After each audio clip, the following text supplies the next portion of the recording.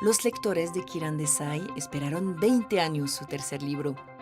Tras alzarse con el prestigioso premio Booker en 2006, con El legado de la perdida, la novelista india se puso al servicio de su escritura y se tomó el tiempo que sintió necesario para ofrecernos La soledad de Sonia y Sunny, una historia de amor moderna cuyos personajes recorren el mundo, preocupados tanto por las fuerzas que nos separan como por aquellas que nos unen. Pero Kiran Desai no vive ajena al miedo de las poblaciones migrantes frente al nacionalismo de su país natal y al segundo mandato de Donald Trump en su país de adopción. Con escritores como Gabriel García Márquez y la diversidad de su barrio de Nueva York como fuentes de inspiración, el último libro de Kiran Desai desentraña décadas de historia familiar y explora el legado del colonialismo, así como la naturaleza mutable de la identidad. Kiran Desai, muchas gracias por compartir este momento con nosotros en France 24. Gracias, es un honor estar aquí. La soledad de Sonia y Sunny es en esencia una historia de amor. Se trata de un género que a menudo se tacha de fácil o convencional. Elegiste este marco precisamente para entretejer en él los complejos y accidentados matices de vivir entre dos países.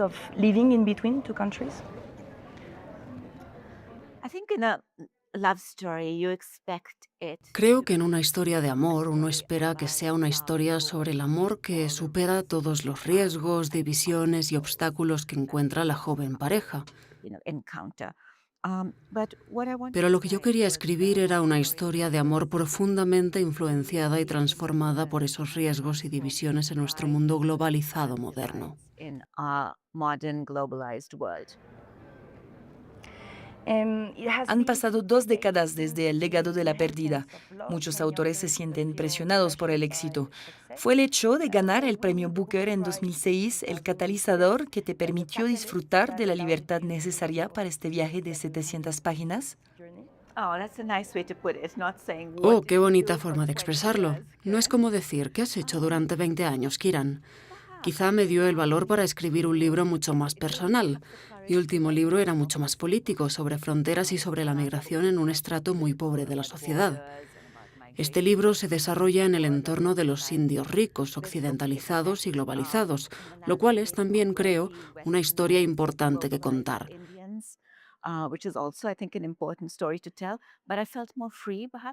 Pero quizá me sentí más libre para ser más satírica y escribir algo más ligero, aunque quizá también estaba huyendo de la sensación de que todos los ojos estaban puestos en mí tras el Booker.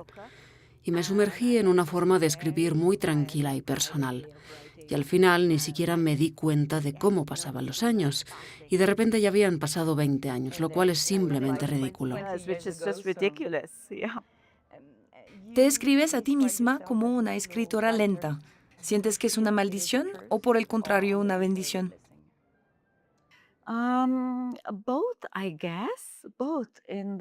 Ambas cosas, supongo. 20 años significa que no vas a escribir mucho si eres un escritor que tarda mucho. Existe esa desafortunada cuestión de la mortalidad. Y eres consciente de ello cuando llegas a ser un autor de mediana edad. Cuando llegas a los 50 te das cuenta de que en realidad vas a tener que acelerar el ritmo si quieres escribir más, si tienes unos cuantos libros en mente. Por otro lado, creo que ni siquiera era consciente de estar planificando una novela exactamente. Escribir se convirtió en la forma de vida que simplemente me motivaba. Un personaje de mi libro hace ese comentario sobre crear arte y dice que te conviertes en algo así como una abeja, una lombriz o una hormiga, simplemente trasladando un pequeño fragmento de la vida real a la vida artística.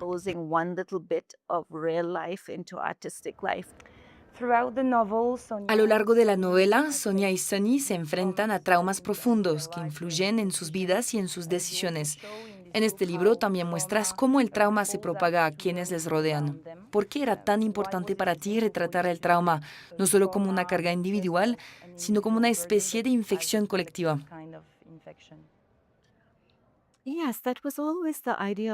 Sí, esa fue siempre la idea de este libro.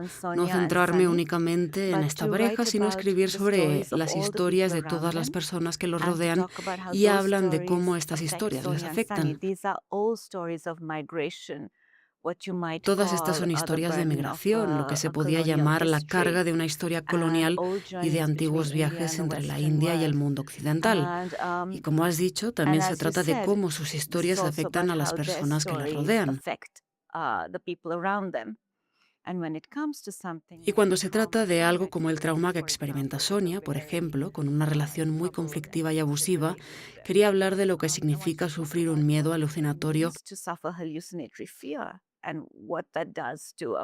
y lo que eso le hace a una familia. O sea, pensar realmente en la idea de la soledad en muchas formas diferentes y pensar en ello también es como, a veces, para una mujer, es una soledad muy esencial.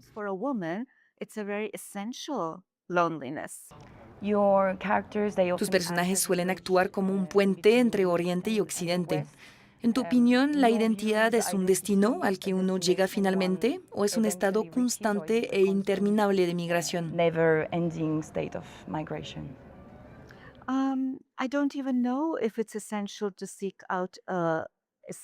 Ni siquiera sé si es esencial buscar un sentido de identidad. Y lo siento cada vez más así, ahora que veo lo que está pasando en el mundo, el auge del nacionalismo en tantas partes del mundo y esa insistencia en tener un fuerte sentido de identidad y en identificarse con otros que tienen un sentido de identidad similar. Siento cada vez más que la soledad y la falta de pertinencia son en realidad un camino espiritual que merece mucho la pena recorrer, que puede ser de hecho algo maravilloso y una elección ética, no pertenecer. Y una política quizá también. Y una política. Decir que está bien, no soy el centro del mundo, que hay otras historias, que hay otras reivindicaciones sobre el paisaje. Vives en Jackson Heights, Queens, que es mundialmente conocido como uno de los barrios con mayor diversidad étnica y lingüística de todo el mundo. También es conocido especialmente por ser un centro vibrante de las culturas del sur de Asia y de América Latina. ¿Cómo influye y enriquece tu vida este barrio?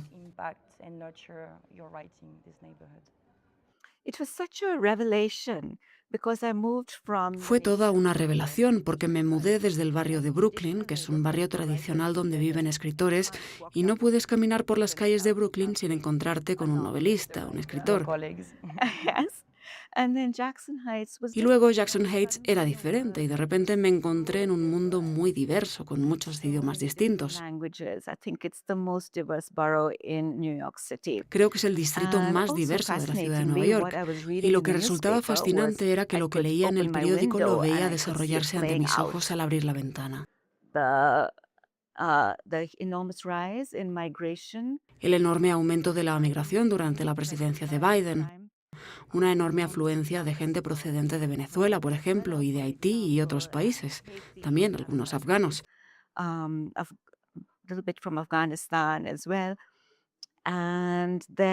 Y luego la represión durante la época de Trump y ver simplemente oler el miedo en el barrio. Y supongo que también la comida es diversa. Sí, son todas estas cosas diferentes. Puedes empezar comiendo arepas y empanadas y luego unas cuantas manzanas más abajo hay kebabs y rotis. Realmente es muy fascinante, así que me inspiré en ello cuando escribí este libro. Y ya que hablábamos de Donald Trump, te quería preguntar si sientes que su segundo mandato está perturbando este santuario para las diásporas.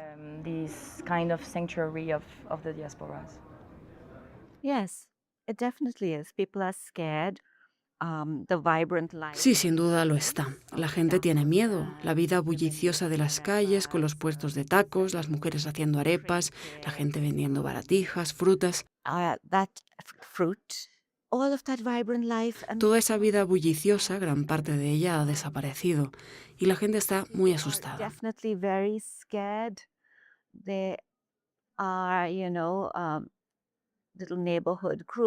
Hay pequeños grupos vecinales que vigilan por si aparecen los agentes del ICE por el barrio. Por supuesto, tenemos un alcalde que ha transformado ese vocabulario y está defendiendo con mucha firmeza a los inmigrantes.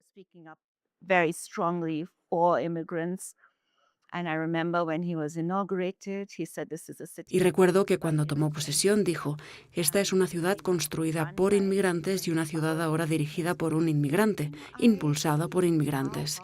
Y veo lo duro que trabaja la gente de ese barrio. Es un barrio que nunca duerme. El metro está lleno todo el día, toda la noche, a las 2, a las 3 de la madrugada, porque la gente trabaja toda la noche. Y está muy claro que la ciudad de Nueva York se mueve gracias al trabajo de los migrantes y que se le presta muy poco respeto a ese trabajo.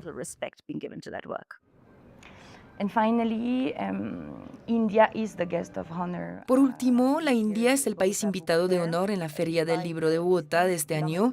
A pesar de la distancia, ambas naciones comparten historias de lucha poscolonial y desigualdad social, al igual que otros países de esta región del mundo. ¿Qué crees que puede ofrecer la literatura india al lector latinoamericano hoy en día?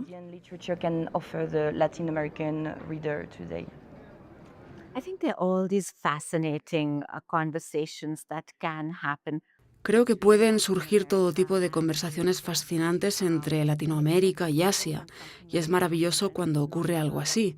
No es que los autores indios vengan directamente a Colombia,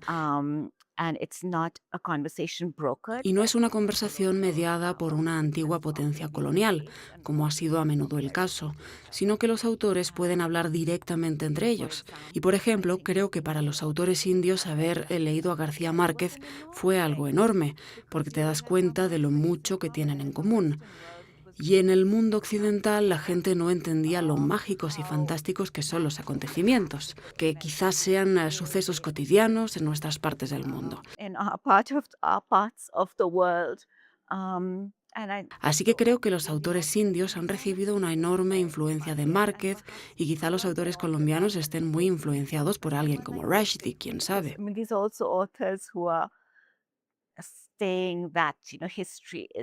También hay autores que dicen que la historia es siempre la historia de alguien y por eso suelen escribir en contra de la narrativa histórica, en contra de la narrativa nacional.